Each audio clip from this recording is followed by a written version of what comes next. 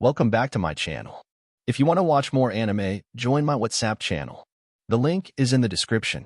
The story begins as a powerful and brave adventurer makes his way through a dungeon. His name is Rent, and his mouth nearly drops to the floor when he encounters a terrifying winged monster with sweet-looking biceps. This thing looks insanely powerful as we see that it has a mouth inside of its other mouth when it screams. Rent has never been more terrified in his life, and just now realizes that he will not be able to survive this encounter. The giant Digimon-looking beast makes its way towards our hero, so he can't stop shaking. He can't believe this is happening to him as he thought he was going to achieve his goal of becoming a Mytho-class adventurer. That goal is probably going to get way harder though, as the beast bites down on him with all two of its mouths. Sometime later, Rent is surprised to find that he's still alive. But that surprise doesn't nearly compare to the bone-rattling shock he feels when he sees that he is somehow just a skeleton. The disbelief rattles him to his very empty core, and he screams in horror over what he has become. A look into the past shows a time when our brave protagonist still had flesh and organs. This guy has no clue what's coming, so he is super optimistic to start another great day as an adventurer. It's seriously early in the morning, typical for adventurers, but he thinks about how lucky nobles and scholars are since they can sleep in late. Waking up early is going to be the least of this guy's problems, and he explains that he's a low bronze-class adventurer. He was born and raised in a town way too small to be on a map and travels through it to get a job. These jobs are provided by the Adventurers Guild, and they're given based on an adventurer-specific rank and skill. The guild probably does it this way so stupid adventurers can't mess it up and get themselves killed or turn into undead skeletons. There are a ton of jobs ranging from awesome monster extermination to lame material gathering. Some boring-looking dorks call out to our boy, and Rent explains that he will be going back to the labyrinth because there aren't any good jobs. These lazy degenerates can't understand how Rent can work so much, and they run off to play Fortnite. Rent explains that while most adventurers like to party up, he remains solo. It's not for any cool Lone Ranger type of reason, though. It's because he simply isn't very good. This guy's been adventuring for 10 years now, but he's still only bronze, which is the second lowest rank. He makes a living selling stuff from cautious jobs he takes, but he is very frugal. This guy lives a pretty dull life as he tries to be conscious of every move he makes. Well, he really screws that up, though, as he watches this guy walk right into the labyrinth that's going to change him forever. In this dungeon that has been thoroughly explored and completely deserted, Rent is shocked to find a secret passageway. This is an amazing discovery as he is likely the first person to find it. So the dummy throws caution to the wind and begins exploring it. As he walks through the area, it becomes certain that it's unexplored. He hopes to find some valuable magical weapons. Rent becomes excited as he realizes that he can even make a small fortune by simply reporting this news to the guild. At this point, Rent is too dumb to notice all the obvious signs that this place is super dangerous, and he finds himself in the room where he meets his demise. We watch again as he comes face to face with the thing he calls a dragon, and he explains that it's the greatest of all monsters.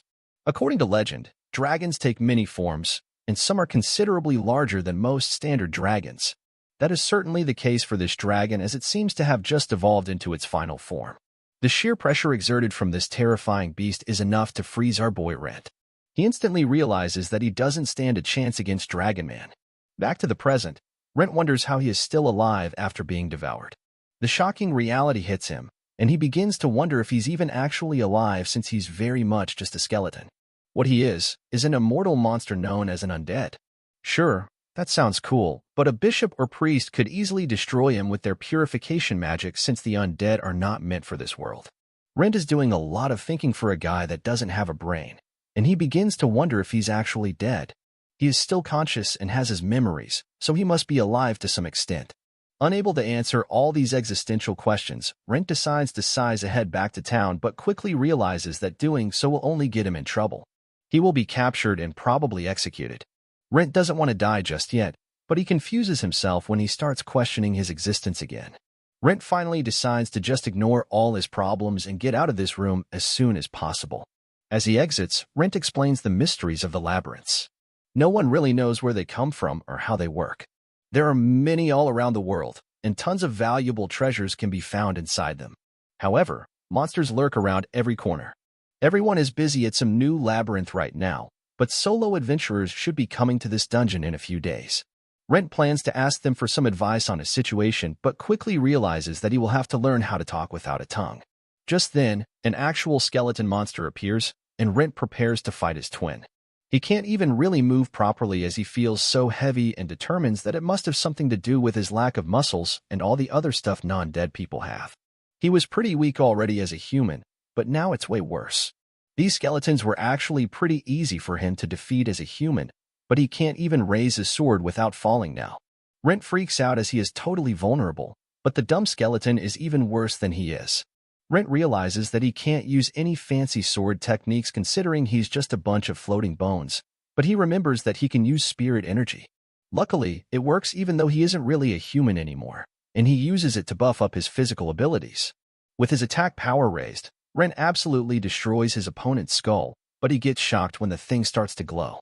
He realizes that he just recovered the spirit energy he just used and wonders what could be happening. A look into the past shows some chick teaching Ren a thing or two about monsters. They have a mysterious trait with time and experience. They evolve into greater things. This is true for humans as well, since they grow with training, but monsters are on another level. She uses skeletons as an example. Usually, skeletons simply remain skeletons, but on rare occasions, they evolve into ghouls. This is known as existential evolution, and Rent gets an idea. He thinks about how ghouls are also undead, but they sort of resemble humans since they have flesh. If he can somehow become a ghoul, then all he will have to do is wear robes and masks so that he might be able to return to town without people being terrified of his bones. Rent finds some optimism as his new goal now is to defeat monsters in the labyrinth and become a ghoul. Back in town, we see that Rent's friend is disappointed that he never came, so she will just make dinner for herself. Back in the dungeon, we see that Rent is putting in work as he has already defeated 5 skeletons. He has gotten his mobility back and learned that light from his defeated enemies heals him. Because of it, he can use spirit energy during every battle. Rent decides to find some stronger monsters and finds a slime. They are still considered weak, but they are not to be underestimated. Physical attacks are not as effective on these types, but Rent doesn't have the ability to use offensive magic. All he is capable of is starting fire, not suitable for battle, so he decides that he must attack with his sword anyway. There are really only 2 ways to defeat a slime, and that is either by piercing its core or by breaking it apart until it can't regenerate. After dodging the slime's attack, Rent counters and is shocked to see that he did it. He determines that he just got lucky by striking its core but doesn't question his victory and takes a magic stone as his prize.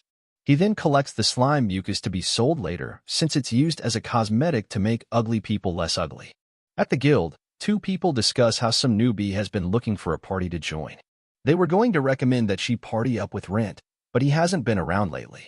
The newbie was pressed for money though, so a guild member recommended that she go to an easy labyrinth to find treasure and materials. She didn't know it, but this labyrinth is the same one Rent is in.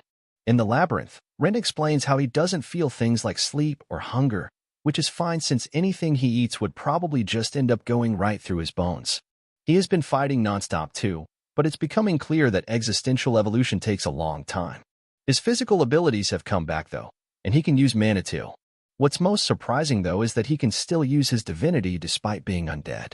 In addition to curing injuries and illnesses, divinity can purify water and delay the spoiling of food. Rent uses it to make some bread last for 3 more days and hopes that he will have a normal body that needs to eat bread by then.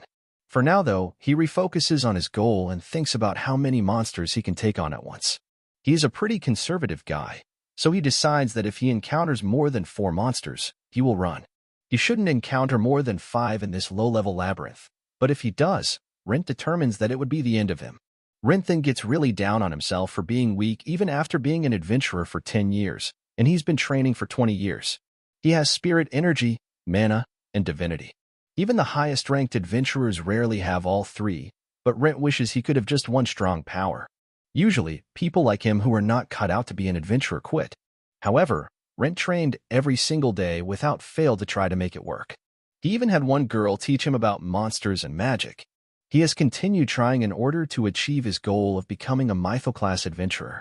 It's the highest rank, and not even naturally gifted people reach it easily. At this rank, you will find those that have saved entire nations.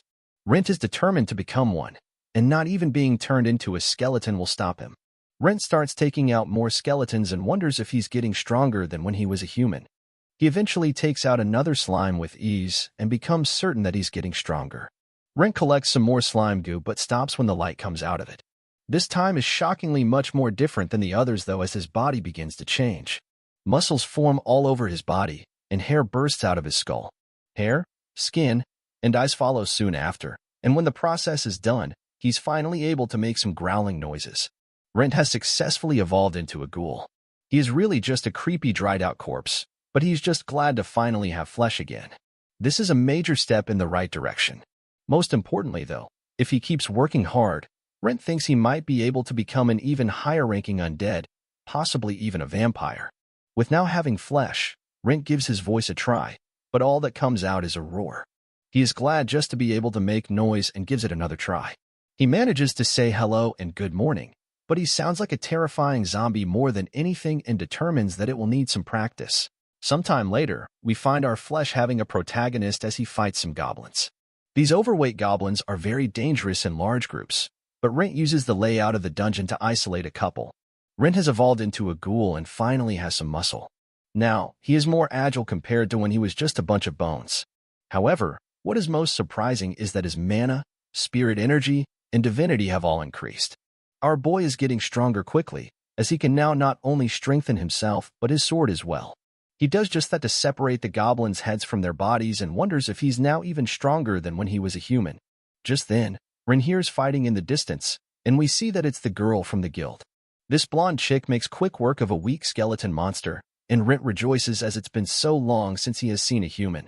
Rent has to stop himself from approaching her, though, as he reminds himself that he's a hideous and disgusting-looking ghoul with skin that is barely attached to his body. If he walks to her like this, she will surely try to end him or run away. He decides to watch her from a distance, like a half-dead creep, and notices that he has never seen her before. Rent determines that she must be a rookie and explains that he knows practically every adventurer in the town. He knows them because adventurers can be a tough crowd. They tend to make fun of weaklings like our boy, so it helps to know their abilities and who their friends are. Rent keeps following her like a stalker and watches as she encounters another skeleton. He can tell that she was well trained, but she's still weak, and she needs to land a lot of hits. Rent knows that she's waiting for the perfect time to strike but points out that she isn't paying attention to her surroundings. This proves to be a grave mistake as she is pinned against the wall, but she shows her resolve to become a real adventurer. She heroically fights back, but the skeleton just overpowers her. With no other choice, Rent rushes to rescue her, and she is shocked to see a hideous ghoul. Rent wishes she would attack the skeleton while he has it distracted, but this girl is pretty useless. Rent just slices the skeleton in half and goes to check on the girl. Unfortunately, he still sounds like a zombie, so she freaks out when he tries to tell her his name. Rent makes it clear that he is not her enemy by tossing his sword, and she realizes that he's trying to talk. He explains that he is Rent the Adventurer, and she wonders if he is wearing some kind of disguise. Rent can't even explain what happened really, as he died, but he is still alive. She can tell that he is unlike the other monsters and thanks him for saving her. Rent has to assure this terrified girl that he isn't going to end her life but does ask for help. She agrees to buy him a robe so he can return back to town, and he lets her keep the change after she does so. This girl introduces herself as Rena, the daughter of a knight, and she promises to do this for him as repayment for him saving her. She leaves, but Rent can't help but notice how cautious she was being around him. A proper adventurer would report a mysterious ghoul like himself to the guild, but Rent believes that this girl he just met and knows nothing about won't betray him. Back in town, the first thing this chick does is run to the guild. The guild lady from earlier was worried about her and explains that she has an urgent question to ask her. Back in the dungeon, Rent fights another slime and finally confirms that he is a lot stronger than when he was a human. In fact, he is not only stronger, his body now moves exactly how he wants it to. Rent destroys yet another slime by hitting its core perfectly, and he begins to wonder if his vision is getting better as well. He assumes that it's actually combat intuition, something you can't learn from training or studying. Rent can't help but think of the irony, as he only got the power he has always wanted most after he ended up in this rotting corpse of a body. Just then, Rent is surprised to see that Rena has returned. Rent must assure her that he isn't some other ghoul and explains that ghouls don't show up on the early levels like this. She can tell that Rent has gotten a little better at talking, and our diligent hero explains that he has been practicing. Rena has brought him some clothes but gets startled when she tries to give him his change. She apologizes for still being terrified of him because he looks like he was in a horror video and tells him that she will eventually get used to it. Rent thinks she did a great job picking clothes since the robe will conceal his whole body, and it's something a mage would wear. This nice person got him some other things as well, and she explains that she had to ask someone where all the shops are since she is new to town. Aside from boots and gloves, she also brought some bandages. This chick has surprisingly thought of everything as she explains that he can use it to cover his arms and legs. This gesture makes Rent want to cry, but his decrepit body lacks the moisture and tear to do so. Rent puts everything on and actually looks pretty good. It's much easier to move in than he thought it would be, but he admittedly loses some visibility. He will still be able to fight, though, so he tells Rena that it's all perfect. She makes a pretty bad move by showing him his now hideous face, but she reveals that she brought him a mask. Rena knew his hard-to-look-at face would be a problem, so she got it for him. This mask slams itself onto his face like it knew how bad it needed to be hidden, and Rent is shocked to find that it won't come off. They both freak out, and this dim-witted girl explains that looking back, the shop she got it from did seem a bit suspicious. It wasn't one of the shops her friend showed her, and she bought it because it was cheap. It was only a crazy low 3 copper coins, but she explains that she did check it for curses. Nothing happened when she touched it, but Rent determines that the mask must have a curse that activates when it's put on. Rena is shocked to see that Rent can use divinity, and he wonders if he can break the curse now that he has more divinity. Unfortunately, he runs out of energy, so she apologizes. Rent explains that the mask responded to his divinity, so all he will have to do is save up some money and ask the powerful cleric to break the curse. He tries to console her but backs away when he remembers that he is a monster. Rena stops him, though, as she has come to realize that Rent is not a bad person. She says that she isn't scared anymore, but she is still shaking. Rent tells her that she doesn't have to force herself, and she can take her time until she's really used to him being a rotting, decrepit zombie. Rena promises that it won't take long, and the two head back to town. On their way, Rena explains that there weren't any jobs for rookies like herself in the capital, so she came to Malt. Rent is still surprised that she came all the way out to the countryside, but she explains that she wants to see the world. Her main goal is to get stronger and become a full-fledged adventurer fast. Rent suggests that it's better for an adventurer to be a coward like him since everyone only has one life to live. She agrees for some reason and jokes about how zombies like him are rare, so they both laugh it up like it was the funniest joke ever. When they arrive at Malt, Rent points out that a lot of people know him there, so they will surely know that something is wrong if he shows his ID. They decide to use another gate, and Rent thanks his new friend, as he would never have gotten this far without her. She says it's not a big deal, but he explains that he is a monster, and if she helps him get into town, she would be considered a criminal. She could lose her adventurer's license, and he doesn't want to cause her those kinds of problems. This girl is determined, though, and explains that if it wasn't for him, she wouldn't be alive. The skeleton would have ended her, so she doesn't mind risking her life for him this one time. At the west entrance, their identities are confirmed as adventurers, but one of the guards has some kind of problem with Rent's unusual appearance. The situation gets tense as they demand to see Rent's face. Rena brilliantly explains that Rent's mask is cursed and he can't remove it. She then says that his voice is all messed up because he was horribly injured by a monster, and Rent shows his disfigured ear as proof. Rena tells them that he just bought the mask to hide his hideous scars, but it turned out to be cursed. The guards feel terrible about his awful luck, and Rent even offers to let them pull the mask. The guard gets all the proof he needs when his feeble attempt to remove the mask fails, so he allows Rent to enter. Rent credits Rena for their success, but she once again just says that it's all part of her repayment. However, just then, Rent disappears. Rent just watches her desperately search for him like a jerk and thinks about how she is a good kid. She wears a bunch of cheap equipment, but it's been well maintained. She is also a decent fighter and isn't that dumb. Most importantly, though, she is brave, so he is sure that she will make a fine adventurer. Rent explains that anyone he knew with her kind of talent eventually left him. He must leave her for now, and when he looks a little more human, he promises to apologize to her face to face.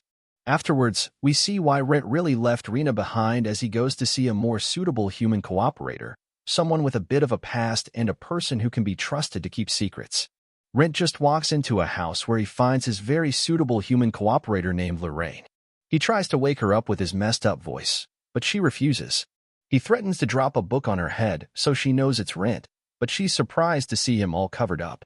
Rent doesn't prepare her at all and shockingly just shows her his ghoulish arm. A look back to just a moment ago shows that Lorraine was worried about Rent, and she was considering having a guild send out a search party. Rent knocked on the door, so she wondered why he didn't just walk in. She assumed that something must have happened, and she went to pretend like she was sleeping as he entered. She thought about how relieved she was that he is still alive. Back to the present, Lorraine explains that in all her years of research, she has never heard of anyone who got eaten by a dragon and turned into an undead. Lorraine is skeptical of his entire story, but considering how disgustingly grotesque his body looks, she determines that she has no other choice but to believe him.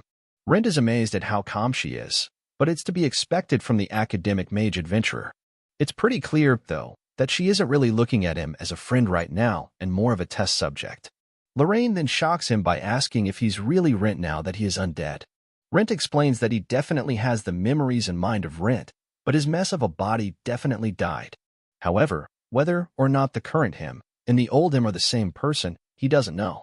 Setting aside this impossible question, Rent explains that he still wants to continue being an adventurer.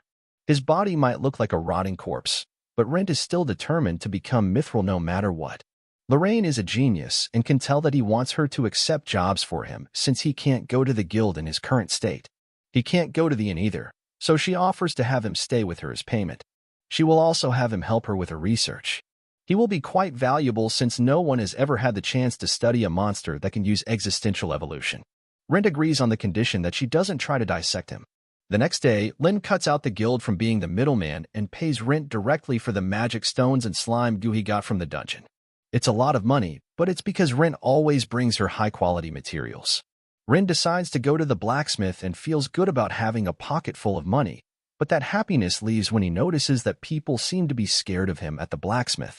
Rent apologizes for his strange appearance using his strange voice. Rent would like a new sword, and the blacksmith can tell from his old sword that he uses magic or spirit energy. Rent then shocks her when he reveals that he actually uses magic, spirit energy, and divinity. She points out that being able to use all three is very rare, and he is only the second such person to ever visit their store. Rent would like for that to remain a secret, and she agrees since it's part of a blacksmith's job. The owner of the shop is named Culp, and he takes great pride in his work. It will take several days to make the sword, and he will want to speak with Rent several times throughout the process. Back home, Lorraine does research on ghouls. They have strong physical abilities and are capable of surviving even decapitation. They prefer the meat of animals, particularly that of humans.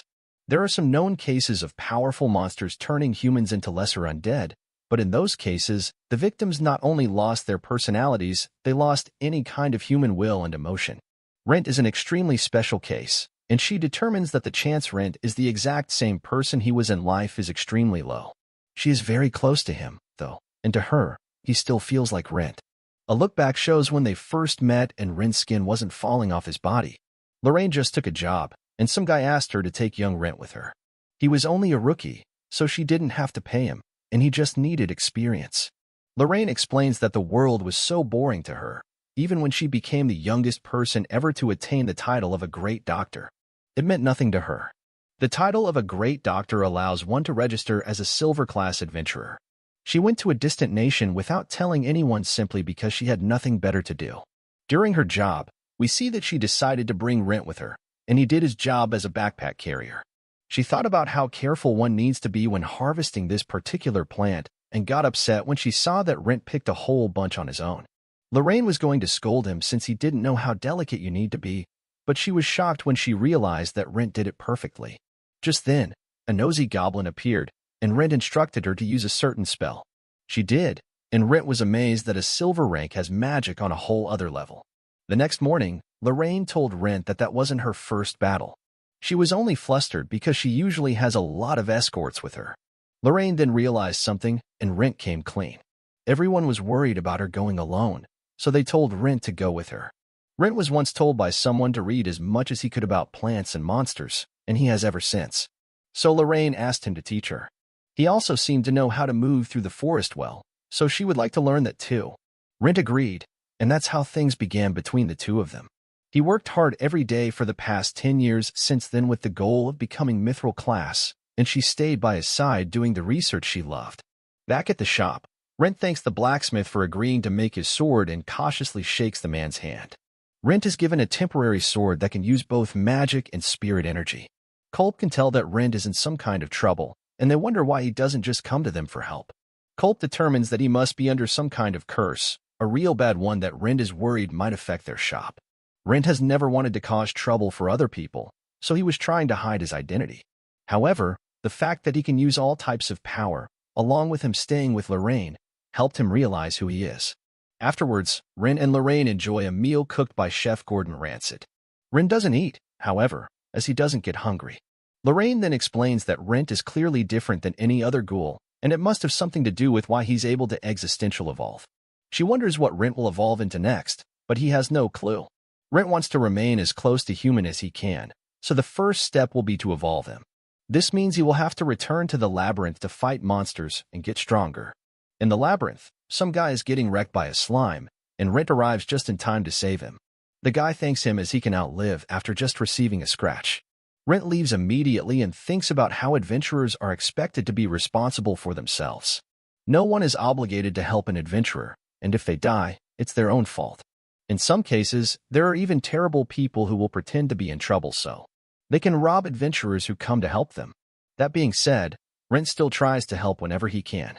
This dude he just saved can tell that Rent is really strong and asks Rent if he will let him join his party. He explains that he just registered as an adventurer, but he is actually a chef. He has a restaurant, but he is badly in debt, and he needs to repay 15 gold by next week.